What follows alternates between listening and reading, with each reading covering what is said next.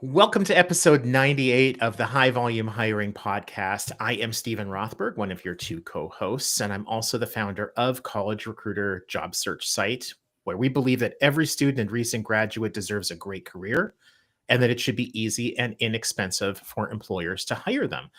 Topic for today is right up the alley of my awesome co-host, Jeanette Leeds, who's like rubbing her hands in glee. She can hardly wait to dive in. So I better be quiet so that she can take over. Jeanette, great to see you. Oh, awesome. Great to see you too. Hi, everyone. Jeanette Leeds. I think everyone knows by now, CHRO of College Recruiter, HR Tech Advisor, and AI guru, or I should say pioneer, based on some of the discussions we've been having in the Green Room. So excited today because we have Steve Cadigan, who is LinkedIn's, if you didn't know, he's LinkedIn's first, or was LinkedIn's first CHRO.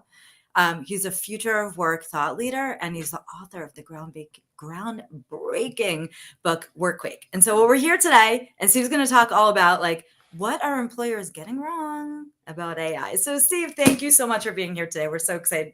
Looking forward to the conversation. Thank you both for having me. Awesome. Love it. So why don't we just kick it off? Tell us a little bit about, and our listeners, like, who are you? What's your background? And then we'll dive into all the fun AI Sure. stuff. Well, next year, I think we'll be celebrating 40 years in the world of talent recruiting HR. Wow. I was sort of an accidental recovering HR professional today, but I stumbled onto it. I didn't know what HR was when I graduated school. I was a history major. And Love 1 it. year into my first job, they asked me to do recruiting. And I'm like, what is it? And they explained it to me and said, you're going to pay me to do that? Like, I would do that for free. Yep. And I fell into it, loved it. I've worked in 6 different industries: fashion, insurance, semiconductor, internet, video games. And the capstone for my career, you mentioned, I was the first, LinkedIn's first chief HR officer. We took the company from 400 to 4,000, 2 offices to 26, 2 countries to 17. It was 4 years of my life that felt like 20. Yeah. And today I've left them about a dozen years ago. And since that time, I've been working with organizations, countries, leaders around the world, trying to build great new talent strategies. And tell us a little bit about Cadigan Talent Ventures. Are you who are your clients? What kind of work do you do? Well, it's very wide ranging. My biggest client right now is the city of Lisbon, Portugal. They're trying to build an incubator. Oh, if you're looking for help and you need somebody on site, Get in line, Stephen. Get in line. I know a guy. But they're trying to become the epicenter for entrepreneurs of the future. And if you've never been there, it's like San Francisco 50 years ago. Absolutely gorgeous, beautiful climate, wonderful people, wonderful food. But I work with, they're my biggest client right now. I also work with universities around the world, helping them and their students think through this impossible landscape of career choice that students face today, and what curriculum should we offer? How can we be more relevant as a school to businesses in the future? I love doing that work. I also coach some HR leaders on the side. I'm on the board of 3 companies. One's in Canada, one's in Africa, and another one's in Bogota, Colombia. And I advise about a dozen other startups in a whole wide range of businesses, not just in the talent space, but if they've got an interest in building a great culture and having an awesome people strategy, then I'm all in. So, and to say I have a business, it's really just me and my golden retriever. So it's not much. But I absolutely love what I do, you guys. I mean, I picked a great time to be focused on the future of work because it has been the perfect storm ever since COVID hit of just insanity, new challenges, new complexities. Never been harder to be a leader. And I'm excited. October is like my busiest month in the last 10 years. I'm headlining HR Southwest in Dallas. I am going to be teaching classes in Lisbon for a week. I'm going to be teaching classes in Barcelona for a week. And then a major consulting firm, haven't given me the approval to say their name, in Ireland has asked me to come out and help them train their team that's selling HR solutions to think about what solutions they should be selling. So it's really, it gives me a great landscape, Stephen, to taste the challenges of the full breadth of what's going on in the world of work, across geographies, across industries. And I feel really, really fortunate to love what I do. It's so awesome. I mean, it's so, what you're doing is broad across, various countries, different industries. So like building on that, for thinking of our topic, it's like, okay, what are employers getting wrong with AI?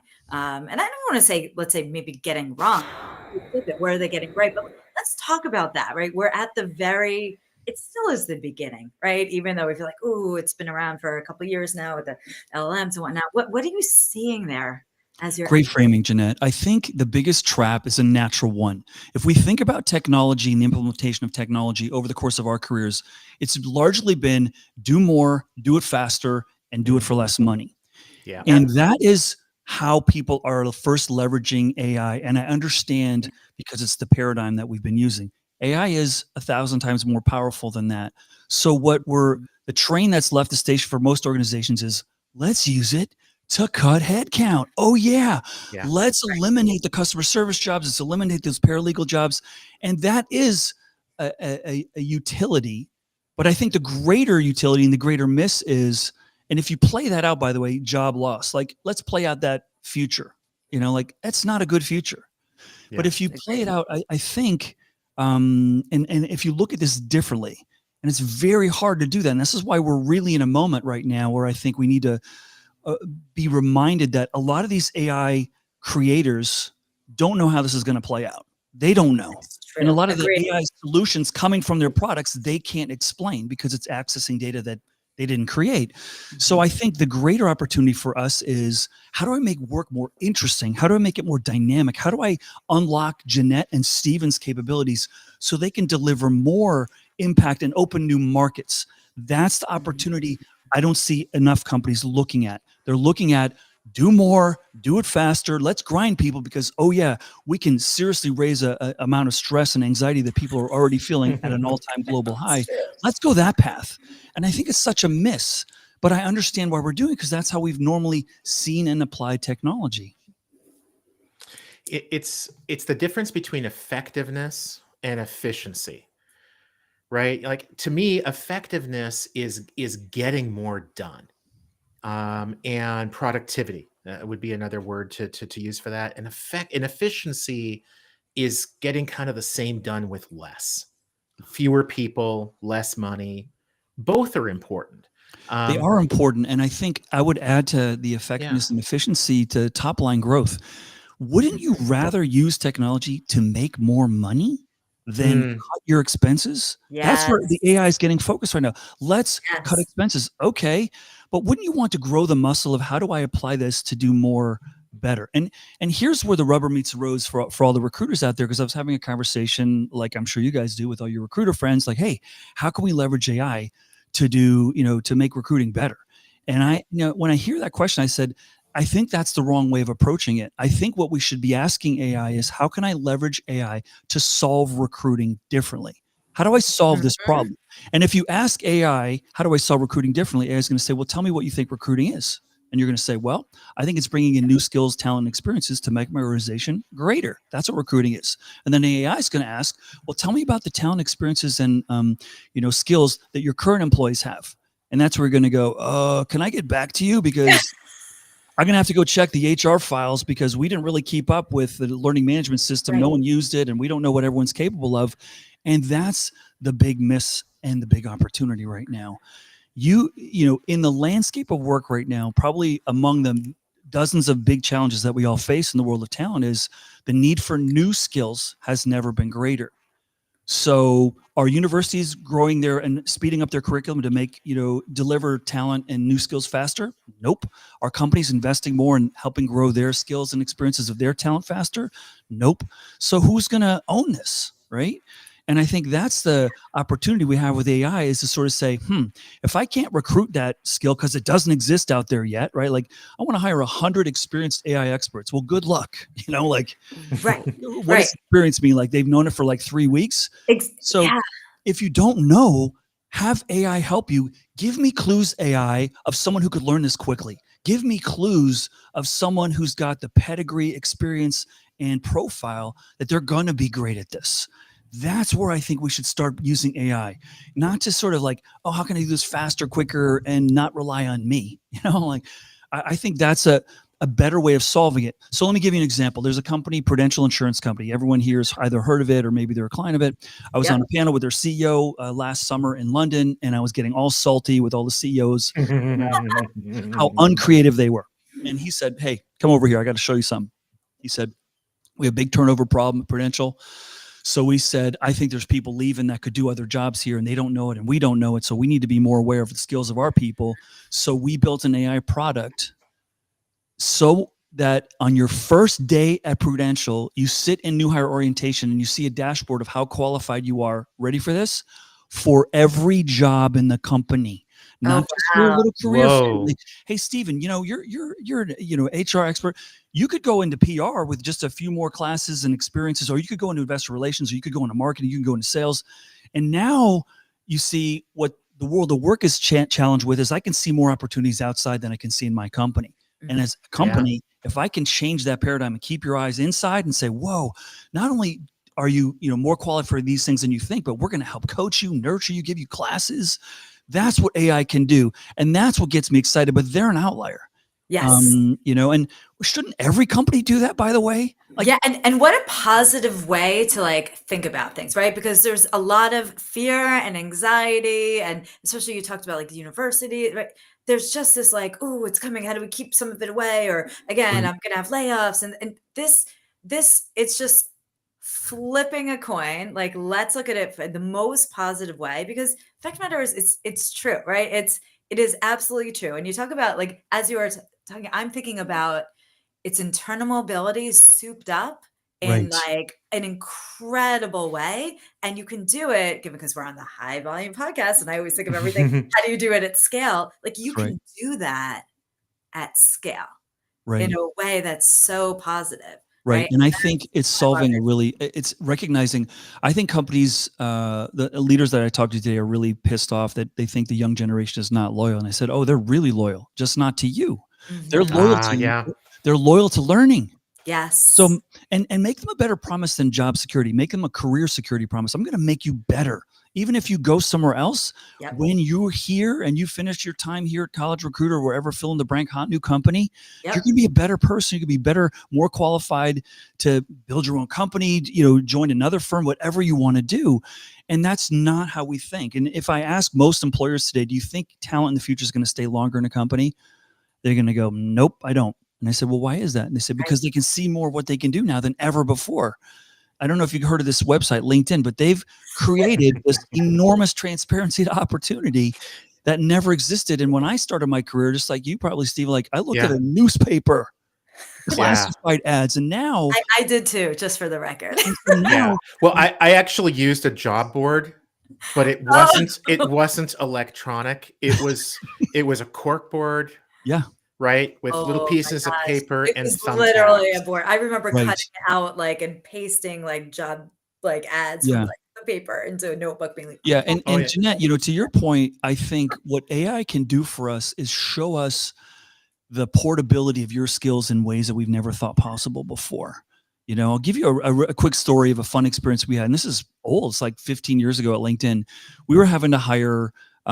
We recognized that cloud computing was going to be the future. And it just so happens Python is a big, important language to understand. So we looked around and said, anyone know Python? No, nobody knows Python. Okay. So we were LinkedIn. So we went on LinkedIn and said, are there enough Python engineers to satisfy your appetite to hire? No, there's not. So, we're going to have to make Python engineers. So somebody smarter than me on the engineering team says, well, let's look at all the people who know Python and what they knew before, and where they went to school and what projects they work on. And let's have a high degree of confidence. These people will probably like it and be good at it. And let's go talk to them. We found a dozen people. We tapped them on the shoulder and said, do you want to do a 3-month boot camp, figure this out, and then recalibrate the trajectory of your career? And they're like, you would do that? I'm like, yeah, we have to.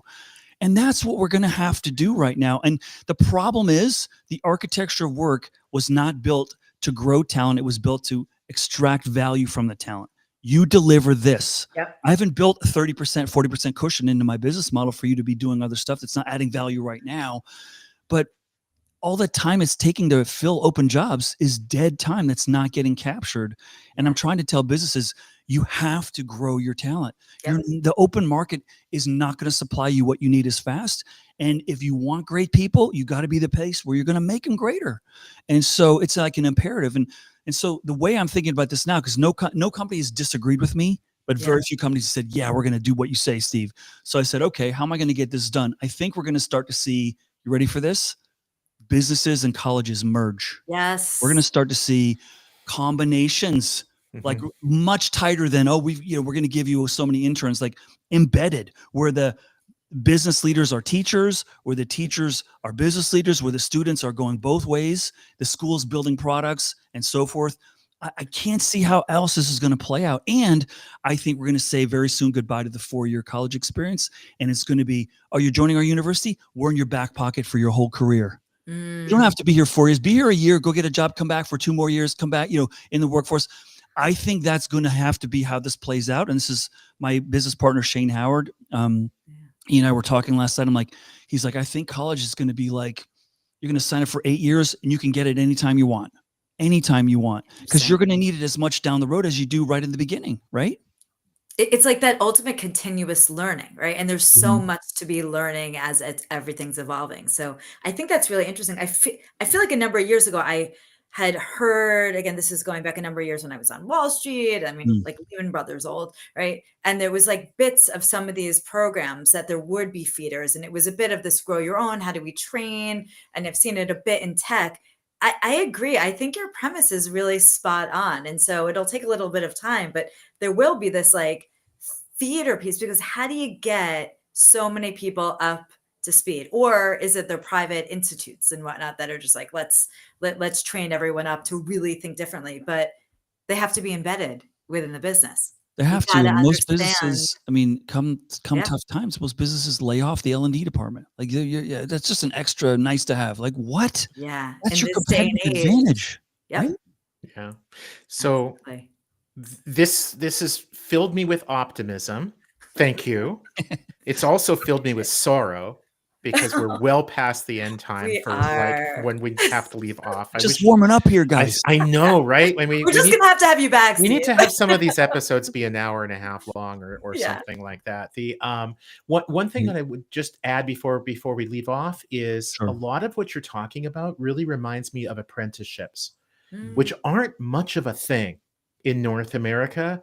But boy, you go to Germany and some countries like that, that is a huge feeder, largely blue collar, but there's nothing about apprenticeships that are inherently about manufacturing. It's about training your own people. They'll probably stay with you for 5 years, 6 years, 7 years instead of 5 months, 6 months, 7 months. And that's going to improve your top line and even more so your bottom line. Jeanette, any closing words, or do we just give a huge round of applause for Steve?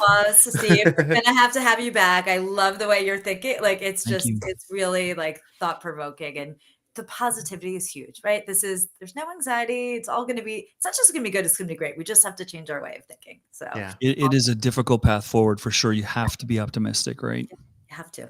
Awesome. So Thank you so much. And it sounds like you've got lots of plenty of frequent flyer miles. Jeanette and I can clear our calendars to help you out. Sounds great. Excellent. Good stuff. Until next time, everyone. Thank you. Bye. Cheers.